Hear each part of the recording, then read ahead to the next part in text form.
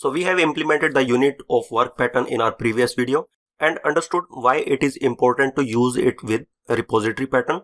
In this video, we will see what is DTO and why we need to use it at all.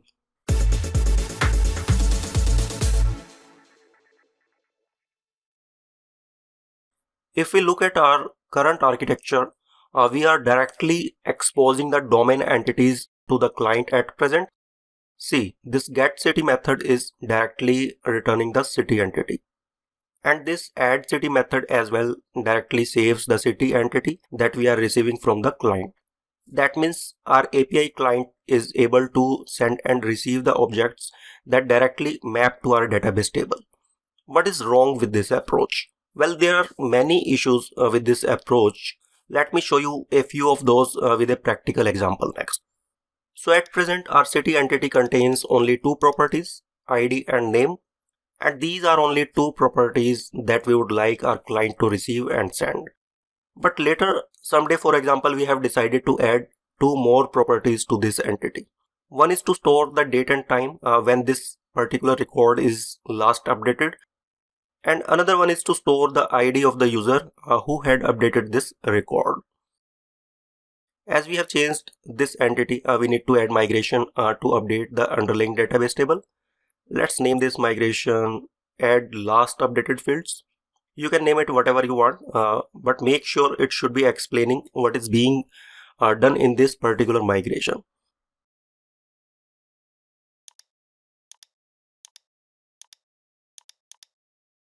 So our migration is adding two new columns. It's setting it not null and giving some default values. You can change the default values if needed, but I am keeping it as it is. Let's run a database update command to apply our newly added migration. So migration succeeded. We can check if new columns are added using SQL Server Management Studio or from VS Code using this extension. Yup, columns are added in the database table. Let's run the application.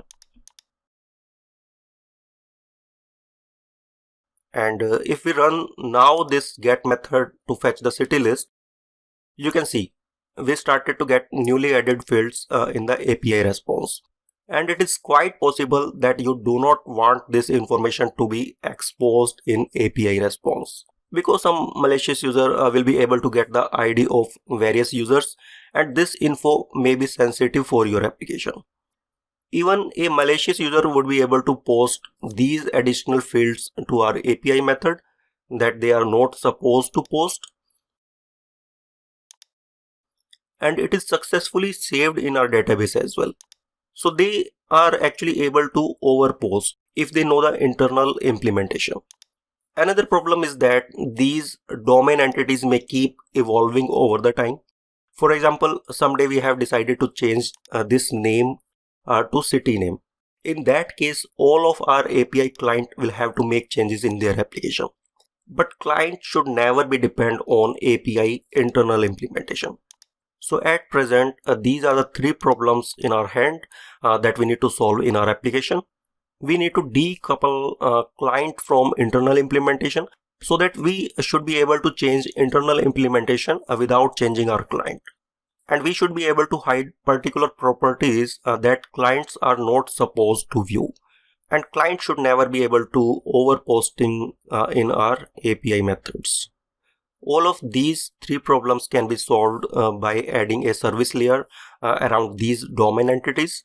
This layer will actually expose the different sets of classes which look similar to our domain entities, but those can be changed and evolved independently. These classes are called DTO, and our controller will take DTO as input and return DTO as output. So basically, DTOs are the public interface to the domain entities, and changes in the domain entities do not impact the client until our service layer is modified. Let's see how to do that practically next. Add a new directory called DTOs. We will add all DTOs classes in this folder. Add a new class, name it city and DTO. Let's copy the required field that we would like to expose to our client from city class. As we would like only ID and name to be exposed publicly, copy these two properties and paste it here in CityDTO. Now in city controller, here in add city method, we will have to use CityDTO in place of city. But here in city repository, we need to pass a city type of object. So first we will have to map CityDTO to city object. As ID is primary key and auto-generated, we do not need to initialize that field here. Map name equals CityDTO.name. And also we can set the value of last updated by property here. Let's set it to 1. It should actually come on the base of who is modifying this record, by the way. We will change it later, but let's hard code it here. And this last updated on should be the current date and time. We can use datetime.now. Press Ctrl dot to add the required reference, and this method is under system namespace. So this function is now accepting DTO in place of domain entities directly. Let's try to post a new city. I'm not removing these values from the parameter. I would like to show you that what will happen if client pass additional parameter in web API that are not defined in DTO. We need to run our application in debug mode to watch what happens at API level. If you are using Visual Studio, you can simply put a breakpoint here to watch the value of this CityDTO and select debug here and press the IIS Express to run the API in debug mode. But debugging in VS Code is not that straightforward. We need to add some one-time configuration first. If you have not already added debug configuration, click on this add configuration item and select this add to local .NET Core console. It will add this configuration in the launch.json file, and once you save this configuration, a new item .NET Core attach will start to appear here in dropdown. Select this and click on this start debugging button. Here you will have to select the process that you would like to attach with debugger. So in our case, it should be the exe that is running our web API.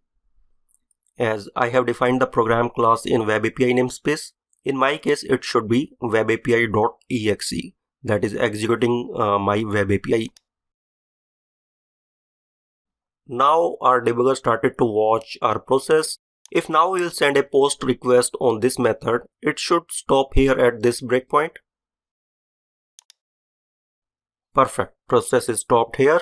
And if we hover on this, you can see we are getting the value only for those items which are defined in DTO. Press this button to continue the process. And you can see a new city is successfully saved. So JSON formatter simply ignore these values that are not expected at the API endpoint. So this is how we can avoid overposting. And if we fetch the latest value using this getCity method, you can see last updated on is updated with the current date and time. And this last updated by contain 1 as we are passing a hard-coded value in this property. So one method is now updated for DTO. Similarly, we can update this getCities method to return CityDTO in place of returning our domain entity here, so that we can hide this information to be exposed to the client. Here we are getting IEnumerable of cities, so we can map each item to CityDTO in this collection using a loop, or we can use LINQ, that is language integrated query. Let's use LINQ for this mapping. Define a variable CitiesDTO equals from C in cities, and we can select new CityDTO, and now we can map the fields here. ID equal c.id. I'm not getting IntelliSense here, and because we need to add required reference for LINQ. Control dot and select using system.link.